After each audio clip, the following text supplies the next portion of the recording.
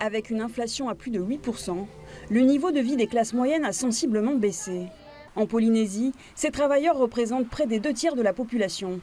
Du côté des salariés, ils sont près de 25 000 à gagner entre 200 et 400 000 francs par mois selon l'ISPF. Ils sont en revanche plus de 49 000 à percevoir un salaire inférieur à la moyenne brute, soit 72% de la masse salariale. Selon les syndicats de salariés, le préavis de grève déposé début mars mettait justement le doigt sur la situation des classes moyennes, et notamment des classes moyennes inférieures, susceptibles de glisser vers la précarité.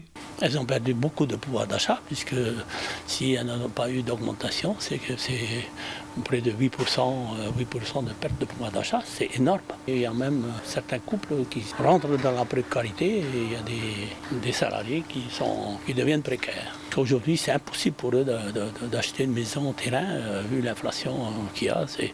C'est normal qu'on puisse se bagarrer pour qu'ils puissent retrouver un peu de pouvoir d'achat. Mais du côté des chefs d'entreprise, impossible de suivre l'inflation sur l'ensemble des salaires, au risque de perdre en compétitivité et donc de disparaître. Aujourd'hui, le mécanisme économique, il est mondial. Que ce soit le choc du Covid, que ce soit la guerre en Ukraine, elle a forcément eu des conséquences. Tout le monde a perdu quelque part du pouvoir d'achat.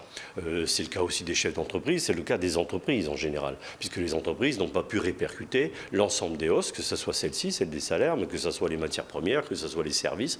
L'ensemble des charges d'entreprise ont augmenté et il était évident qu'on sortirait de cette crise forcément affaibli.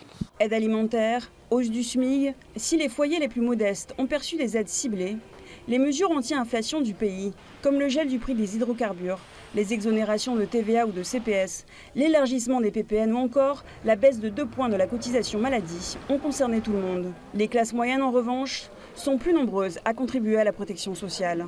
La partie supérieure de la classe moyenne, disons, c'est moins douloureux pour elle, évidemment.